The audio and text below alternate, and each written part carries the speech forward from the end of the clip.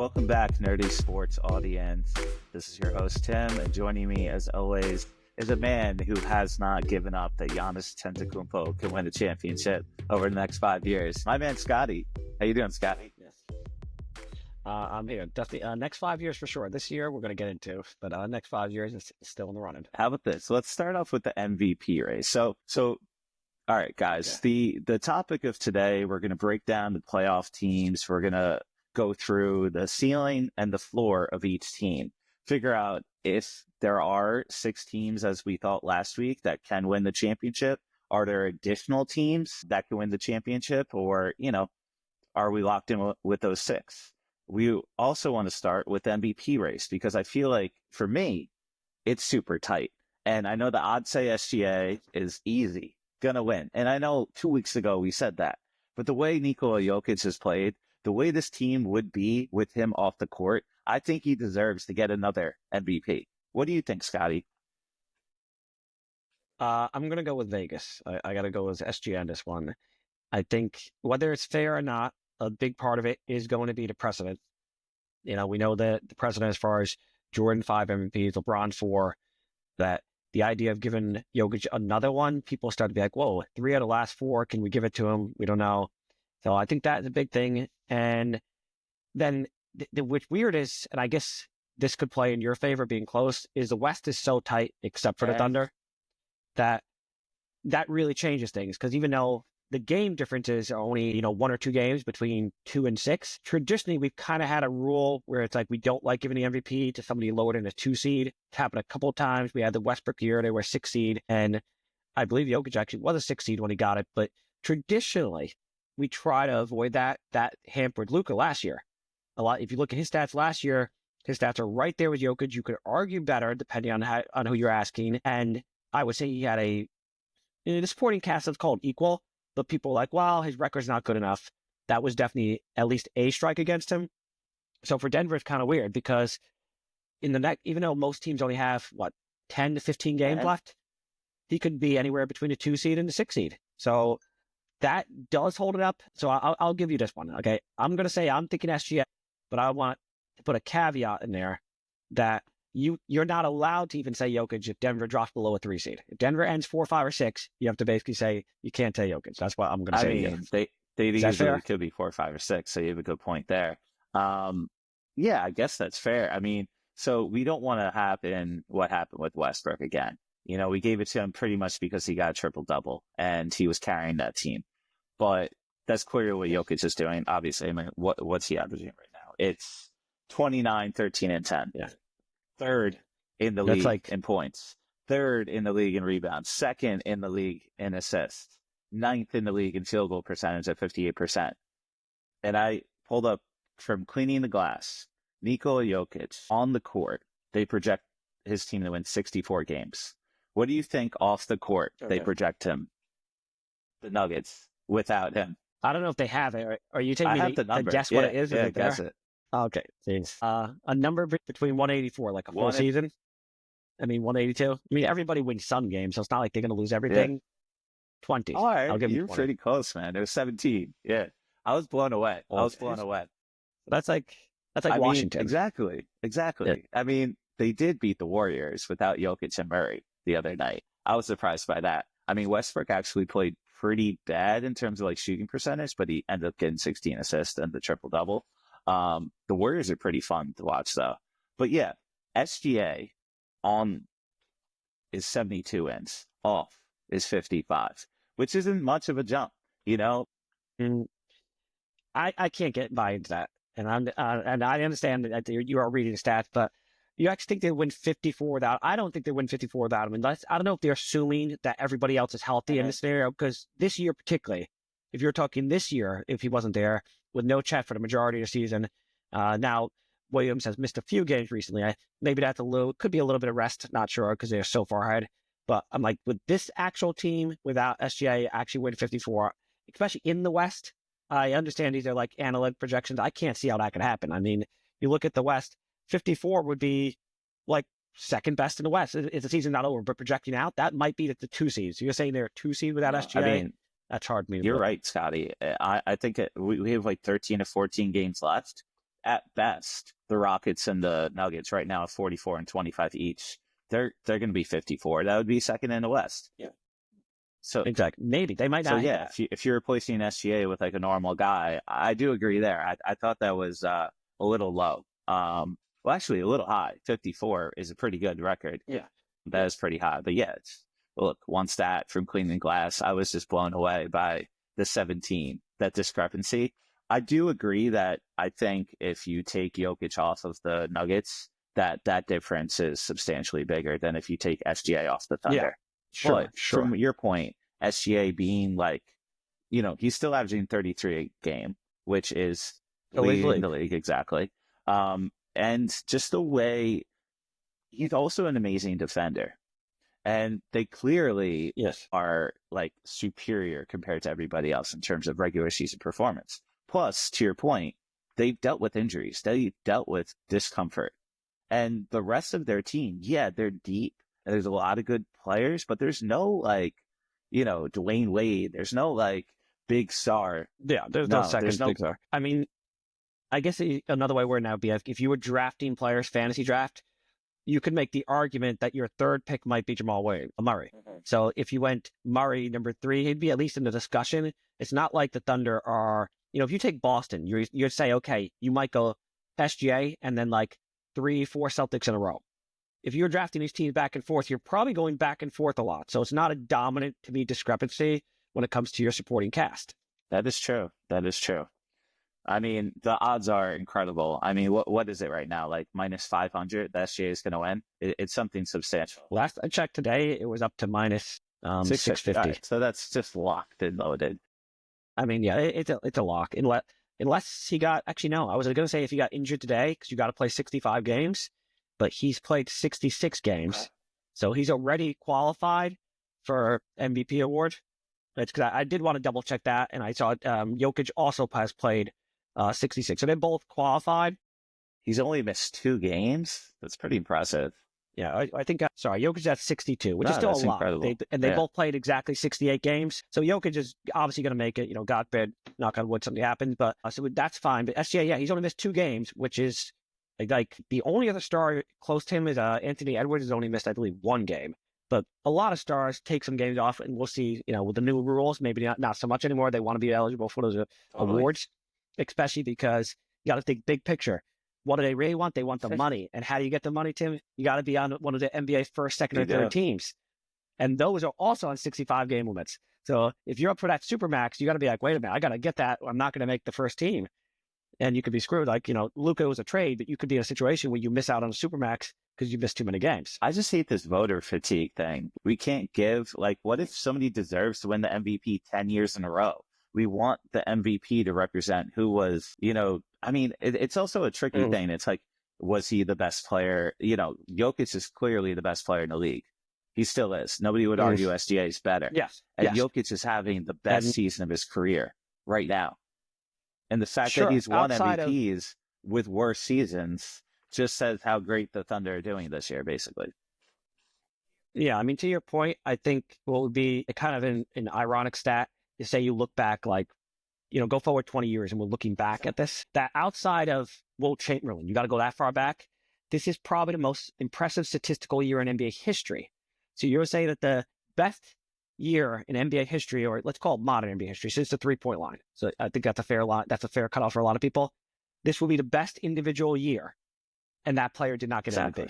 That's wild. And it's up there, and that's just talking pure stats. Like you could throw up maybe Jordan's best statistical year, and not his best year would have been the year he had 37, 7 and 7 or something like that.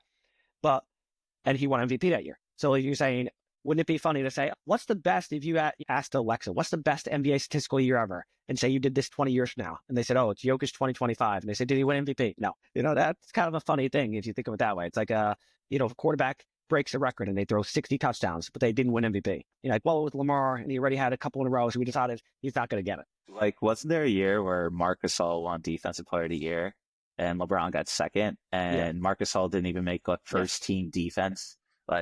Yes, that's the famous year. That's LeBron just insane. Was supposed to get the defensive player. He doesn't make first defense, and it's the one trophy LeBron doesn't have.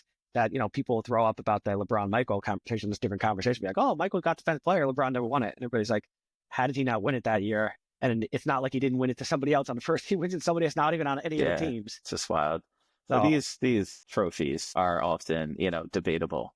But hey, I still think Jokic deserves a little bit of extra credit for this season. But yeah, I mean, SGA is probably going to win it. It's just sad that it's that big of a gap. And I thought it would be worth bringing up because we're closing in. I mean, look at us. We're right now, March 19th. I would just went for a walk. Beautiful 60 degrees. Spring's coming around in 2 days. March Madness is coming. That's why I got my Syracuse shirt on. Even though Syracuse has not been in the tournament in 4 years, but they made it to Sweet 16 that year. But anyway, we're here to talk about the NBA. We got the play-in tournament coming in just 1 month. Just 1 month on April 15th. Not even a month, actually. It's exciting times. Teams are closing in. They're figuring out their seeding. Obviously, OKC's locked up the number 1 seed, which is the, main point of our MVP debate. I think the Cavs, 6.5 game lead. They pretty much got the 1 seed locked up. Yeah, I think we could start with them. So they had a 16-game win streak until 2 games ago. They lost to the Magic this weekend, and then last night they lost to the Clippers. And the Cavs were fully staffed. In the Magic game, they didn't have Mobley. Honestly, I feel like the Magic just wanted it more. Like, I don't know where that even came from. Like, the Magic are at 8 seed in the East, but a weak East. An East where, any team below 6 is pretty trash right now. I mean, Miami has literally, Eric Spoelstra has never lost more games in a row. The Knicks game was 9 in a row. If you go through, they're right now, sorry, of course, I was blocking it. They're 1-9 in the last 10. So, yeah, they've lost 9 games in a row. Like, the Heat are done. They're tanking. The Bulls, they're trash.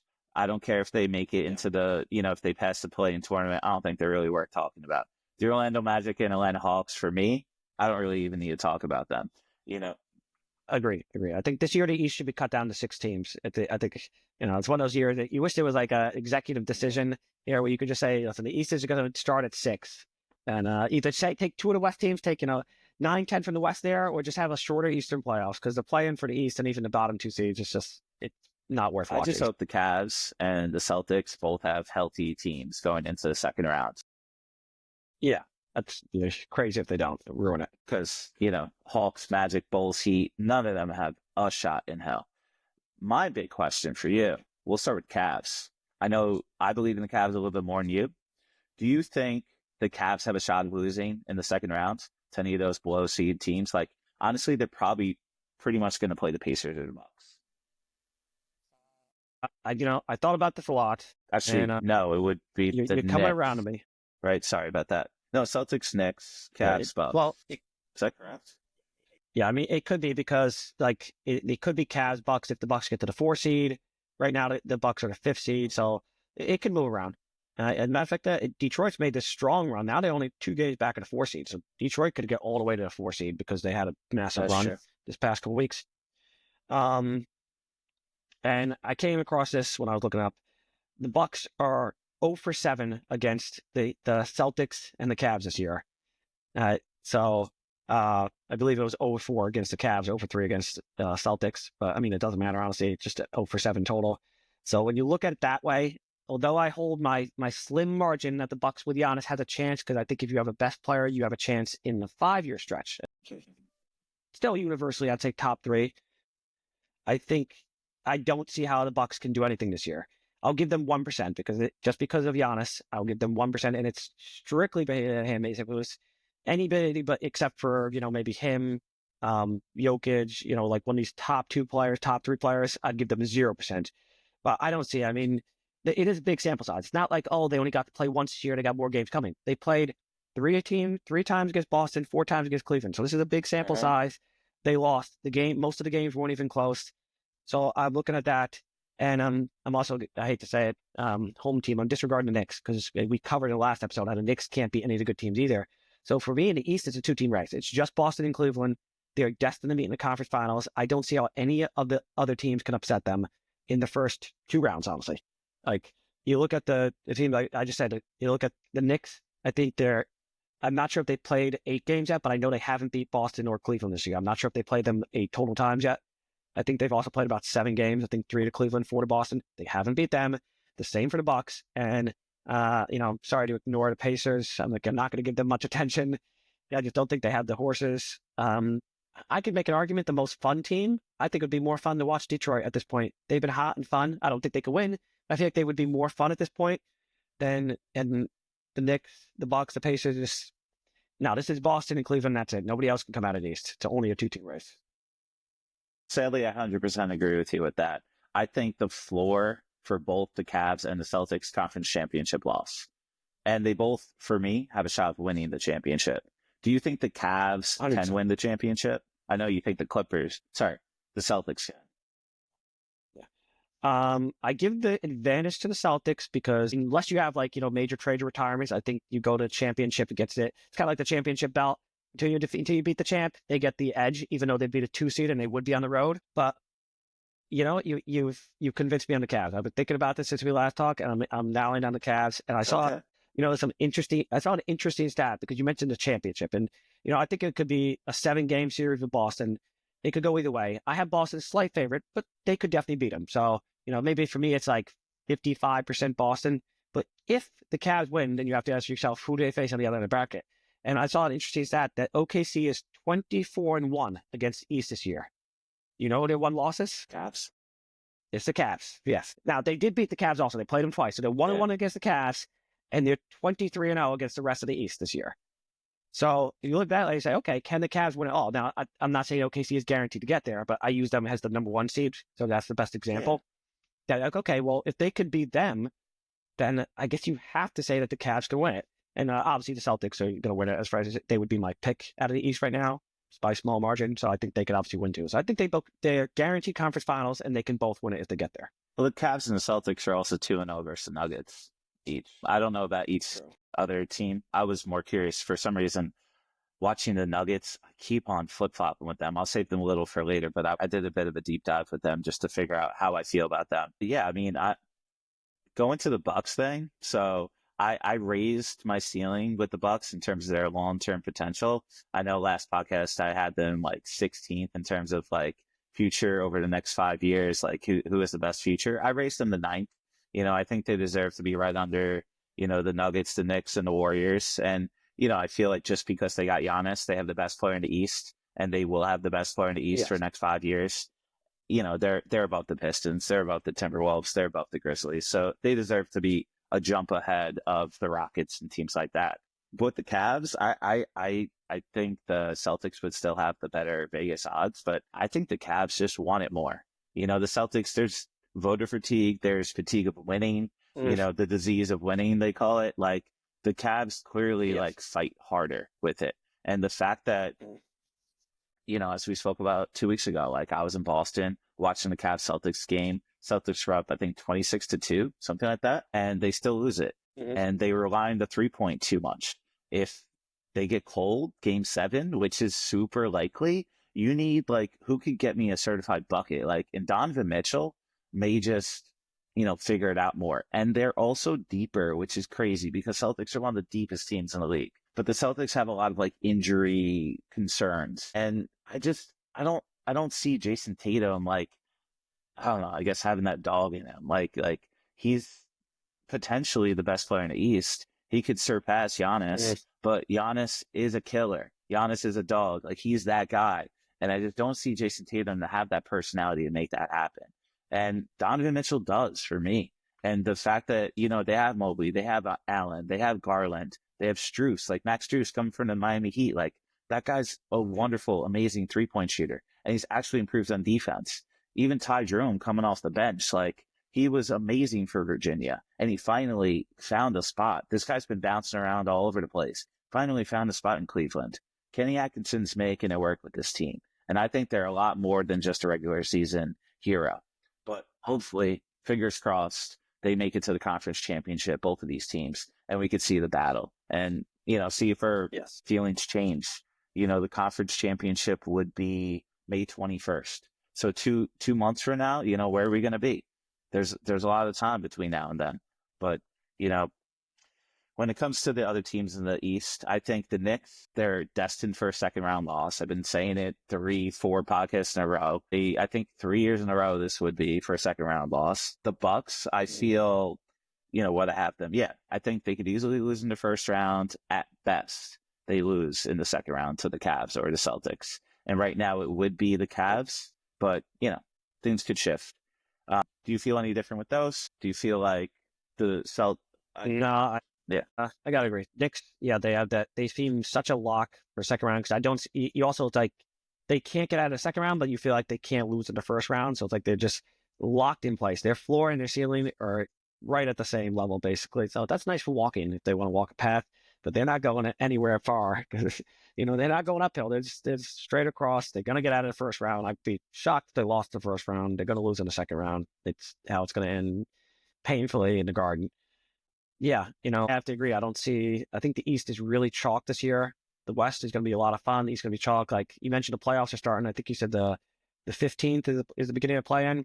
So I'm already kind of pre-scheduling in my mind that this year Easter is on the 21st, I believe. I'm thinking, okay, I want to make sure I'm eating Easter dinner during an Eastern Conference game because the West is going to be where I'm going to want to watch. So I'm thinking, okay, let me see if I could eat that during like, great idea. Indiana-Milwaukee game or something, or Cleveland. I'll be calling my mom and be like, yeah, can we schedule, let me look at the playoffs. All right, who's playing first? Yeah, is the Cavs are playing? Let's eat during that game because it's going to be a blowout. Yeah. Easter would be on 420. That's a fun little combination. There you go. Yeah. So, yeah, I mean, look, I think the next, could be a fun series, adding Karl-Anthony Towns. It's an addition, but he's not a great defender, Mitchell Robinson's a good addition in terms of that defensive presence. Mm-hmm. Speaking of, though, I think the Pacers deserve a lot more love. I haven't really focused too much on them in the regular season, but every time I watch them, they're fun. They're not they're pretty deep, actually. I mean, having Obi Toppin and TJ McConnell, I don't know. But the big boys, Miles Turner and Pascal Siakam, that could challenge at least the Cavs, but they're clearly worse. And I don't think they actually have a shot. I think the Pacers, similar to the Knicks, their second round loss, they could easily lose in the first round too, though. Yeah, the Pacers, like at least the Knicks, I think, they're the 3 seed and they should remain a 3 seed. Then you got 4, 5, 6, 2 games separate all. The Knicks are pretty firm. They're 5 games up. They're almost guaranteed to get to the 3 seed. And you feel like I don't see how they're going to lose in the first round. The Pacers, they could upset the Bucks. Sure, I could see that happening. No. I think the most devastating thing is I could see, because New York media is what separates New York, honestly, from some of these other teams we're talking about, is watch the Knicks dominate the first round, and everybody's gonna be like, Knicks winning the championship. They look amazing because they got that New York media behind them as a push, and people are gonna start saying, oh my God, they're upset. The number one bet in Vegas is gonna be the Knicks to upset Boston or something, because you have all that New York money, so to say, and hopium coming in and be like, I'm putting all my money on Knicks to the championship, because watch them look super impressive and give you that classic Knick tease, if you will. That, oh, wow, could they do something? They look so good. I think that it's their destiny not only to get it to lose in the second round, but to tease you in the first round where they look amazing. What if they beat, say, the Bucks because they fall, and you're saying, well, they could be honest. They could beat anybody. So it adds that extra level of hope. That's I feel like the classic Knick fan torment is that I predict the Knicks looking amazing in the first round, and everybody getting super hyped up for a massive crash in the second round. They locked down Dame. Jalen Brunson averages 35 a game. Yeah. I mean, it's Karl-Anthony Towns' team in my eyes. I know Jalen Brunson is the hero and he's one of the best players in the game. But every time I watch the Knicks, Cat just really has it. Maybe he's just fighting the whole Cavs thing.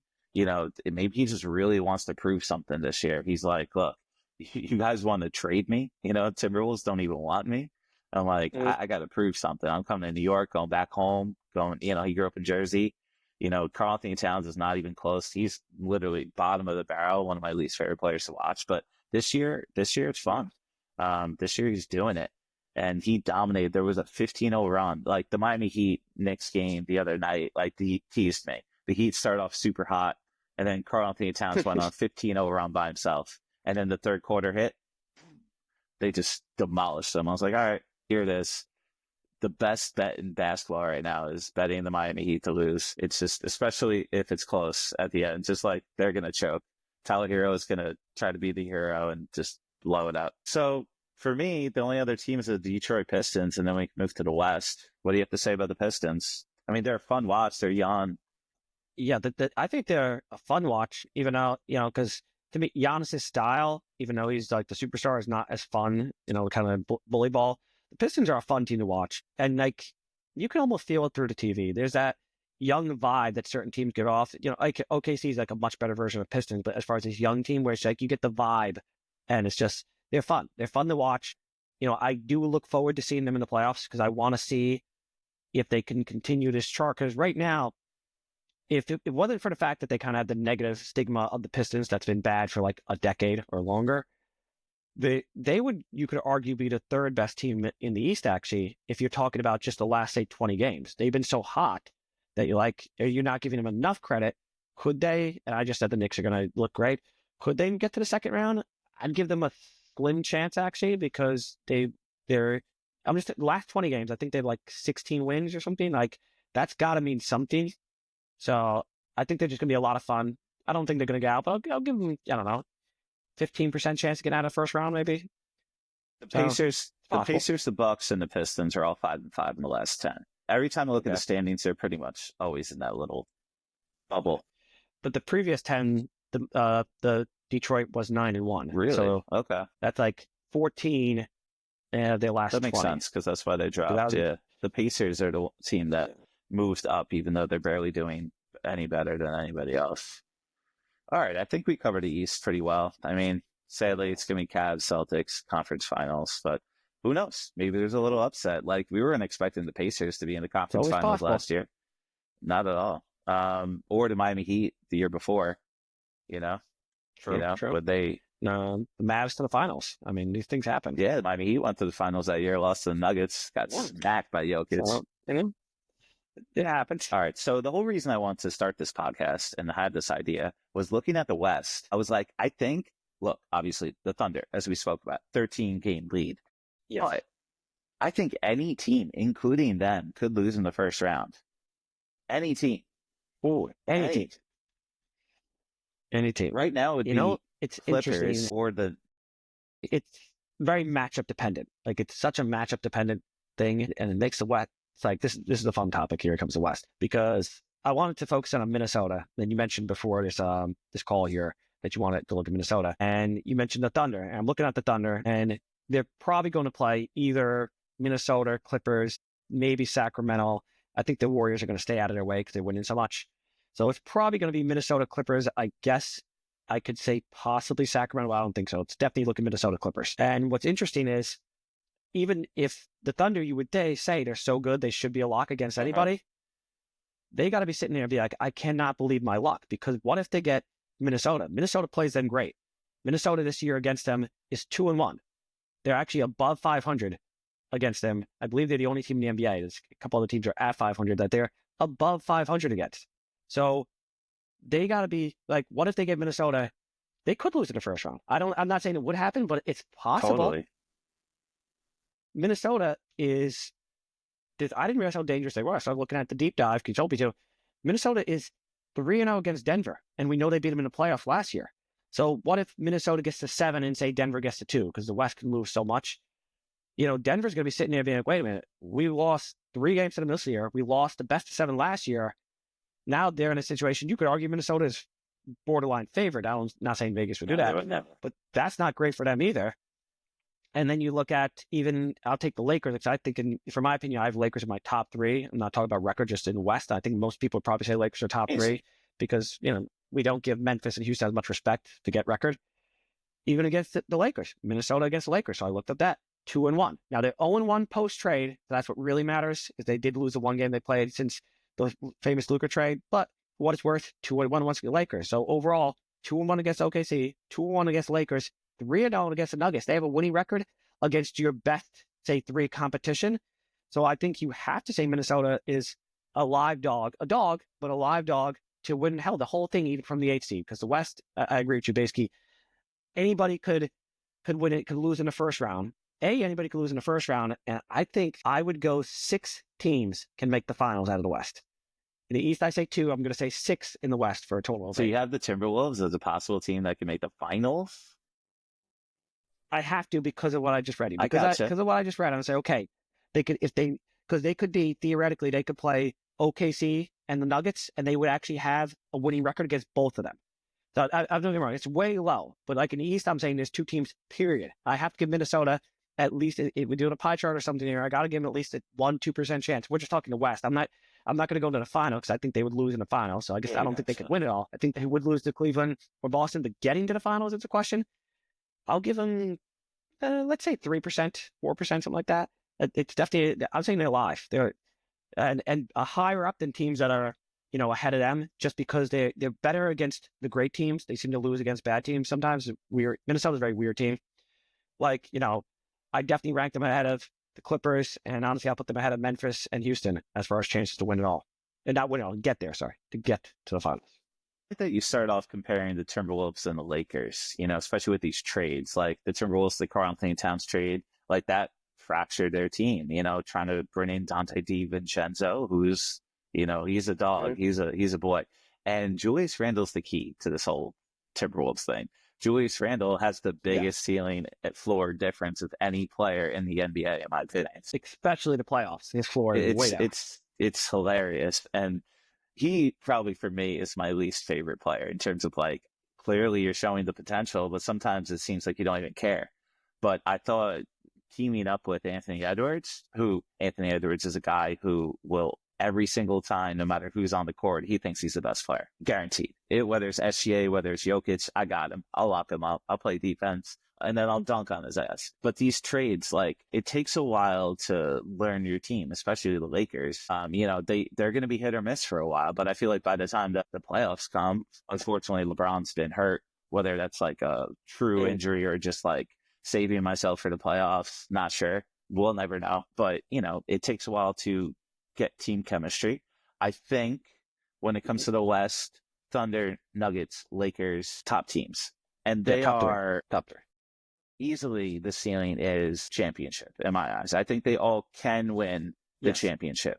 Having LeBron and Jokic, having Luka Doncic, having LeBron and Doncic, having Jokic, having SGA, and that full team, they have the capability of winning. I think the next tier is Warriors, Clippers, Timberwolves.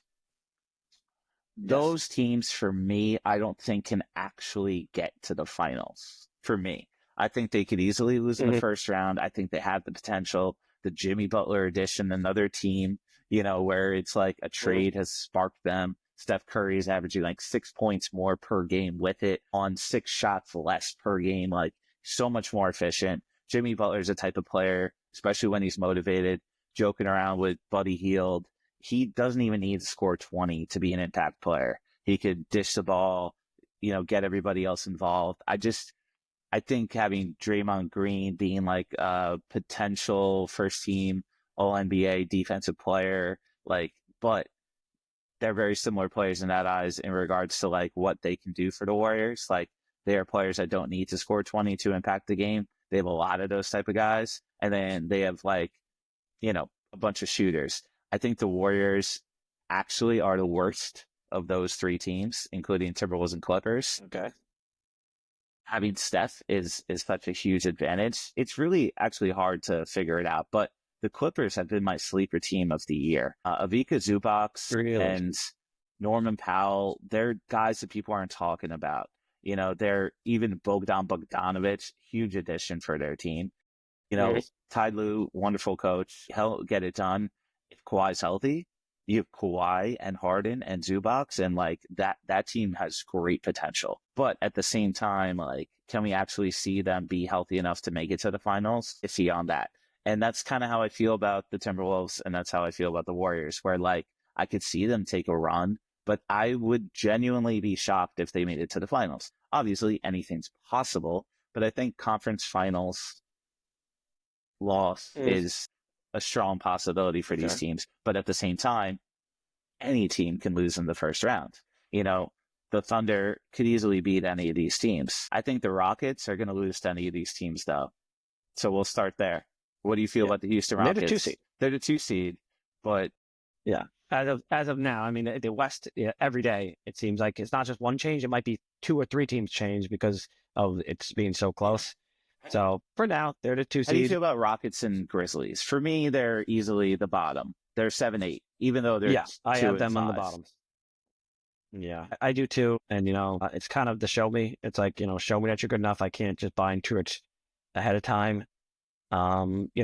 So I got them as the bottom. I have the Clippers a little below Minnesota. You said that you have them together. So if I was tiering them, and even though for Minnesota, God knows Julius Randolph has his issues in the playoffs, but I would say James Harden's playoff issues plus the Clippers' injury history put the Clippers below Minnesota for me.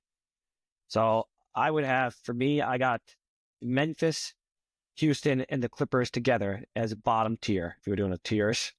Then I got Minnesota, Golden State, a tier above them.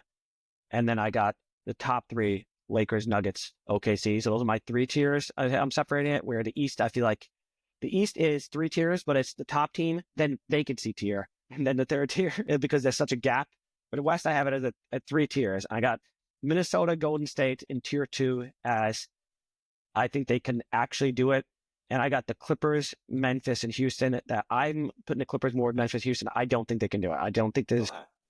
I think there's just so many variables between the Kawhi injury and James Harden playoffs. I don't think how the Clippers can get out of it. So I'm saying I misspoke. I spent 6 earlier. I'm going to say 5 teams could do it, with Golden State and Memphis, Golden State and Minnesota being like that 5% range. So that's 10%, and then the other, say 90% is like 30% for OKC, Lakers, and Nuggets. Not quite even, but basically they get the chunk of the pie left is where it's going for me, and 0% for Clippers, Memphis, and Houston of actually getting there. Do you think that Thunder have unfortunately a 90% chance of winning? Yeah. No, I'm saying that the Thunder, the Lakers, and the Nuggets. The Thunder, the Lakers, and the Nuggets 90%. Are 90%. I got you there. Okay. Yeah, not quite 30 even. At 10%, I'm going to say Warriors and Minnesota. So let's call it 5% each. And I'm giving 0% for Clippers, Memphis, Houston. So that's how I'm breaking down my 3 tiers. Like I said, the East, it's like 50%, and then a vacancy of 0, and then another tier of 0. So it's like 0 below that. But that's how I'm breaking down. And I hate to agree with you, but yeah, I'm thinking Houston and Memphis are both going to lose in the same round. Right now, Memphis would play the Lakers. I think the Lakers would comfortably beat them. I know it's a completely different Laker team, a better team than it was, but remember, this was a Laker team that beat Memphis when they were 2 seed, when they were LeBron AD. And this is a different team with the trade, but I think the Lakers are going to beat Memphis if they play them.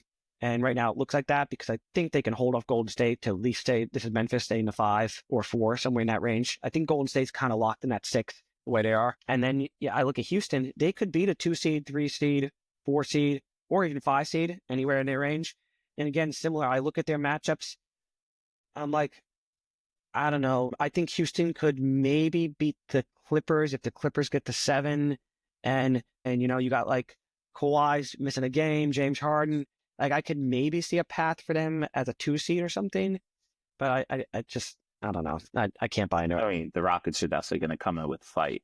So if they're facing an LA Clippers team that has shown that, playoff weakness in the past, they definitely have a shot there. But for me, I think the Clippers definitely have a better chance of winning that series. Timberwolves as well. I got Memphis as the least likely team to move on, and then the Rockets. And then honestly, the Warriors are next for me, just mainly based on their matchup with the Nuggets. The fact that, they have Quentin Post as their center. Like, is Draymond Green really going to shut down Jokic? Well, you mentioned that. Let me just throw in, that would be round 1 right now. 3-6. Exactly. Golden State has lost 9 straight to Denver. I didn't even know that, but it doesn't surprise me one bit. So, people used to talk about that Lakers stat against Denver. I think at one point the Lakers had lost 10 straight or something. They've lost 9 straight to Denver. So if they get the Nuggets, that not only is it a guarantee to be out, but it'd be odds-on favorite to be swept. So you mentioned size. They cannot play with Denver. Even though I have them having a chance of winning it all, they have to get the matchups just perfectly. Golden State actually matched up decently against the Thunder. I believe they're 1-1 when they played this year. Golden State can play Denver. Whether it's Denver dropping, them moving up, somehow they have to figure out a way to avoid Denver to have a chance. That's what I was trying to figure out, this whole Nuggets thing, because they've had so many trash games, but they're still 3rd in the West. And they have the best player in the world. who's having the best season of all time for himself. And then, their team's pretty deep, but they're constantly riddled with injuries. Like Jamal Murray, looks amazing in some games, but most of the season he's looked pretty bad. Gordon is a perfect combination with Jokic, but if Jokic is somehow like preventing, I don't know, if for some reason, like there's a lot of great coaches in the West, if somehow these coaches can manipulate, let's say they're playing the Lakers in the second round, I think the Lakers beat them. Yeah, I mean, I did look up here real quick. The Warriors are 0-2 against the Lakers this year. They're 0-2 against the Lakers, 0-9 against the Nuggets, but they're 2-1 against OKC. So they need to figure out a way to play either Memphis and Houston in round one and then get to OKC. So it's really going to be brackets for them to have a chance. So there are lower level brackets. I have them with Minnesota, but for them, it's the opposite. When Minnesota wants Denver, maybe, because that's a good matchup for them.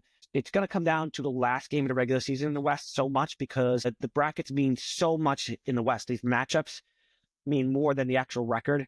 It's really who's going to get who and how it's facing. Minnesota's like, oh, we could take OKC. Golden State says the same. Funny enough, both of them have winning records against OKC. But then against the other teams, terrible. So who knows? You might have some tanking in the end. We've seen that in the past in the NBA where a team was trying to lose to drop a seed to avoid, it used to be like to avoid LeBron, and East teams would do that sometimes. It was like, you're going to have some interesting manipulation. And with the play-in, it's tough too because you can't manipulate too hard. Ideally, let's say, I'll stick with Golden State. Their best matchup is actually against the Warriors. But the problem is, against the Thunder. If you beat the Thunder, you have to be an 8 seed, which means you risk putting yourself in the play-in, which you don't want to be, particularly the older team with Steph Curry. You want to get those extra couple of days of rest. So he wants to be the 6 to avoid to get the rest, but then he plays the Nuggets. If he goes to the 8, he's like, the Thunder's a better matchup for him, but he gets no rest, and he risks losing in the play-in and being knocked out. There's a lot of dynamics in the West that make it really fascinating. You could spend a whole episode just trying to figure out the dynamics of the West. Each team has so many different matchups where it's like the East, I'm like Milwaukee. No, they haven't beaten anything. Knicks haven't beaten anything. Everybody in the West is like, they're 0-9 against you, but they're 3-0 against you. So you're trying to figure out who's playing who. It's really going to come down to seeding matchups. And it'll be the last game. Game 82 is going to matter in the West. I think the East is done already. Yeah, look, a month from now when we're doing our playoff preview and we're talking about the first round and what we think, our preview for it, I think we only talk about the West. Like, might as well. There's really no point to talk about the East with that, other than a couple of little things. And the West is going to be so, so exciting. So tonight, the Nuggets play the Lakers. And the Nuggets are technically 2-0 versus the Lakers. They're 1-0 pre, Luka Doncic. But then the most recent matchup was just a couple of nights ago where the Nuggets beat them 131-126. Now, I'm excited to see if there's any adjustments, tonight. I doubt that LeBron's going to play. But, how do you see this matchup shaking out tonight?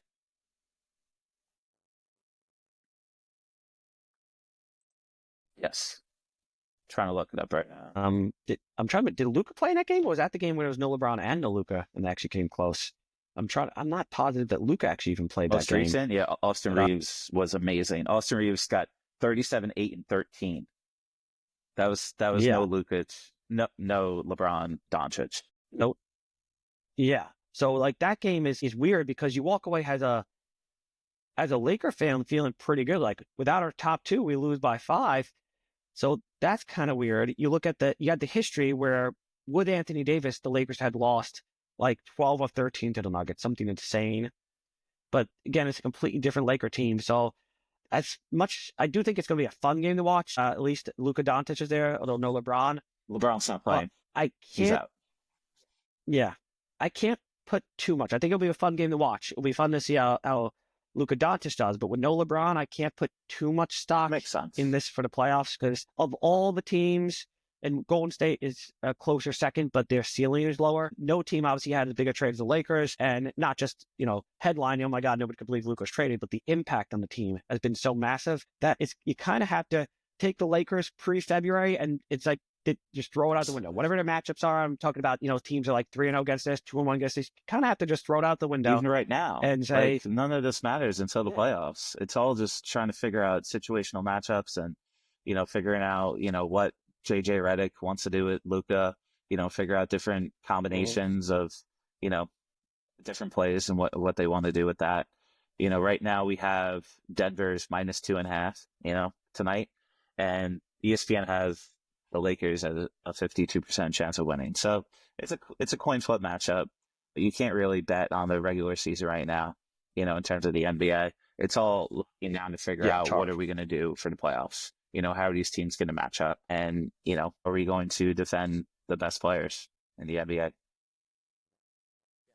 Yeah, so I think that's the only thing you could really take away from this game is how Luka plays against Denver, which he would play different if LeBron was on the court, but still you can get a general sense of how he plays against Denver matchup-wise. And that you could, I think, hold some leverage in, but really, this is a fun game to watch, but don't put too much stock in the end result, I think, when it comes to playoffs. I agree, Scotty. Anything else you want to talk about before we close this up? Wow. I think we covered the NBA pretty thoroughly. You want to touch on some NFL stuff before? We could touch on the NFL just real quick on some craziness. The Seahawks may be the wildest that's probably thing a show for itself. With Darnold. Yeah, next week I want to do NFL. And once we get to the draft, that'll be a whole another deep dive.